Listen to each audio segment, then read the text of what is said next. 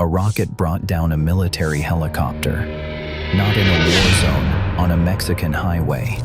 The men who fired it were not soldiers. They were cartel, trained, armed, and organized like an infantry unit.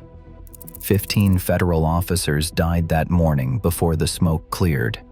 The man behind it was Mencho, and what he built was not a gang or a trafficking operation. It was a private army. An army that studied the state, learned how it moved, and decided it could be beaten in open combat. To understand how that army was built, we need to go back. Not to a cartel war, not to a border crossing. We need to go back to a region most maps barely name, and most Mexicans would rather forget. Michoacán is not Sinaloa. The Golden Triangle gave Mexico its great smugglers. Men who bribed before they killed, who preferred business over bloodshed.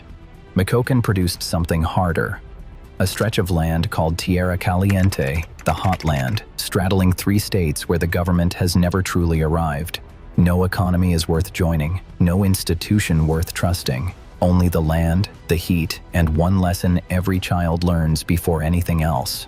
The only people who keep their word are the ones who pay in cash. Nemesio Oseguera Cervantes was born here in 1966. Quiet by nature, patient. The kind of man who watched how power worked before he ever reached for it. He crossed into the United States as an undocumented worker, got caught, deported, and came back with something most cartel bosses never had. He knew what the American drug market looked like from the street. But before he used that knowledge, he made a move nobody saw coming, one that gave him an edge over every rival who came before him. That detail changes everything you think you know about Mencho, and it comes next. He became a cop. Before Mencho built an army to fight the Mexican state, he put on its uniform.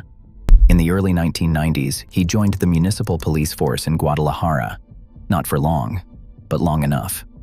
He learned how law enforcement moved, how it communicated, where its gaps were, and more importantly, who inside it could be bought. That knowledge would later become one of his sharpest weapons. But at that moment, he was still a minor player in a world run by much bigger men. Jalisco in the late 1990s was controlled by the Valencia family and their Milenio cartel, a regional operation aligned with the Sinaloa Federation. They moved product, paid their taxes upward, and kept things quiet. Mencho worked his way into their ranks, rose steadily, and watched how the structure held together and where it cracked. Then, in 2009, the top of the Milenio cartel was arrested, and everything came apart. The Sinaloa Federation moved in to absorb what was left. Mencho watched his organization get swallowed whole. In that moment, he made a decision that separated him from every lieutenant who had been in his position before. He did not negotiate. He did not submit. He moved into the mountains of Jalisco and started building from nothing. What he built next had never been seen in Mexico before, and the way he announced it to the world was something nobody expected. On September 20th, 2011, residents of Veracruz woke up to 35 bodies in a shopping mall parking lot. Beside them was a banner signed by a group no one had heard of, Los Mata Zetas, the Zeta Killers. The message was simple. We are not the criminals. We are the ones cleaning Mexico of them. It was a lie wrapped in a truth. The Zetas, by 2011, were the most hated criminal force in the country. They were former elite soldiers who had become something the public feared and despised in equal measure. Mencho saw that hatred and walked straight into it. By framing his organization as the antidote to the Zetas, he bought himself something money alone cannot purchase, a reason to exist in the eyes of the public. The Mexican state did not know how to respond. How do you condemn a group for killing the people your own government calls monsters? But the banner was only the surface. Underneath it, Mencho was doing something far more serious. He was recruiting, not from street corners, but from barracks. Former soldiers, discharged federal police, men who had received full military training on the state's budget and then walked away underpaid and bitter. He gave them structure, a chain of command, and salaries that made their army wages look like pocket money. What rose out of those Jalisco mountains was not a gang. It was a fighting force, and in May 2015, they showed the world exactly what that meant. The 43 federal officers who drove into that Jalisco ambush did not face ordinary opposition.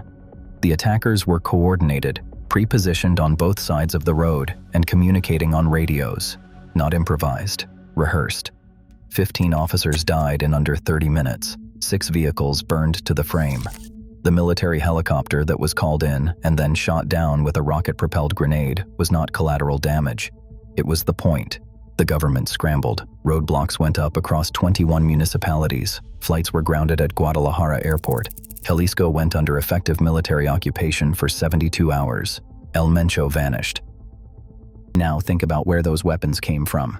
Barrett rifles, grenade launchers, armor-piercing rounds, armored vehicles built on commercial truck frames. ATF trace reports and DEA case files point to the same primary source. Legal gun purchases in American border states flowed south through straw buyers. Defecting soldiers brought their weapons with them. Cold War stockpiles from Central America filled the rest. By 2020, the arsenal had moved into territory that made military analysts go quiet. CJNG used commercially bought drones fitted with C4 explosive to strike a police station in Jalisco. The Mexican military used a word in their own internal threat assessment that had never appeared in a cartel evaluation before: insurgent. That same year, El Mencho took the fight to a place that no cartel had ever dared target. June 26, 2020, Mexico City. Omar Garcia Harfuch, the capital's top police chief, was ambushed in one of its wealthiest neighborhoods. 28 attackers, a .50 caliber machine gun. Over 400 rounds were fired. 3 bodyguards were killed. Garcia Harfuch took 3 bullets and survived. Within hours, El Mencho released a video claiming responsibility. The message to the Mexican state was not subtle. There is nowhere you are safe. By that point, CJNG was present in all 32 Mexican states. That figure came not from a journalist. It came from Mexico's own attorney general, in testimony before the Mexican Senate. El Mencho had also made a choice his rivals had not. He built his empire on fentanyl and methamphetamine, not cocaine. Synthetic drugs need no jungle, no harvest, no Colombian partner, just chemistry and precursor chemicals from China. The CDC recorded over 70,000 American deaths from synthetic opioids in a single year. A significant share of that supply moved through Jalisco. His network extended into Europe, Australia, and Southeast Asia.